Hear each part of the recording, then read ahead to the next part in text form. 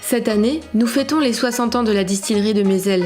On était 88 adhérents au départ pour créer cette coopérative en 1957. Toute la population de Mézel avait un morceau de terre et plantait du lavandin, y compris le maire, le curé, le facteur, le cantonnier. Et tout le monde y a mis du sien et chacun avait mis des parts. Les tracteurs auparavant très lents retardaient le transport des récoltes jusqu'aux distilleries alentours. L'ouverture de la distillerie de Mézel a donc permis aux agriculteurs d'étendre leur culture. Et c'est ce qui nous a fait démarrer parce qu'en 64, elle avait valu presque 100 francs le kilo et c'était énorme à l'époque. Avec la récolte, on s'achetait une campagne.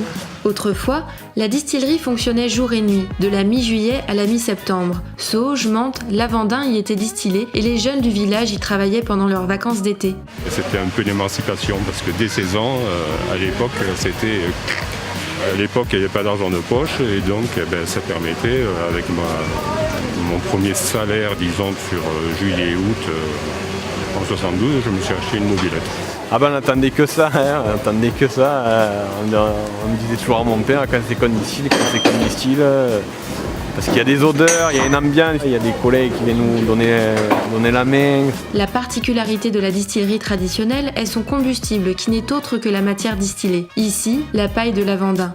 Le lavandin récolté a d'abord subi un temps de séchage pour perdre son excès d'eau. Ensuite, les bottes sont tassées pour favoriser le passage de la vapeur d'eau et l'extraction de l'huile essentielle. Même si on met à peu près 4 à 5 fois plus de temps que les techniques modernes, on garde quand même un savoir-faire et une qualité de produit qui n'est pas encore égalée par les nouvelles techniques.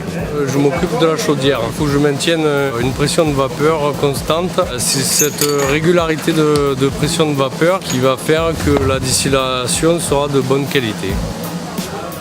Couper la machine, distiller, ça m'a toujours plu. Mon grand-père me l'avait transmis, mon père et mes fils. Je l'ai transmis à mes fils. C'est un lieu qui reste très important. On doit toujours son existence avec cette forme artisanale d'activité donc à la famille Julien qui s'est attachée à la faire perdurer. Et là, on est vraiment dans le dernier endroit du village où on va partager ensemble, collectivement, cette activité en se donnant la main et en participant à nos tâches communes. Chaque année, la remise en état de marche prend 1 semaine pour une durée de fonctionnement d'1 semaine et demie en moyenne. L'huile essentielle de lavandin sera comme de coutume vendue aux courtiers de Grasse et une partie est déjà en vente directe à la distillerie.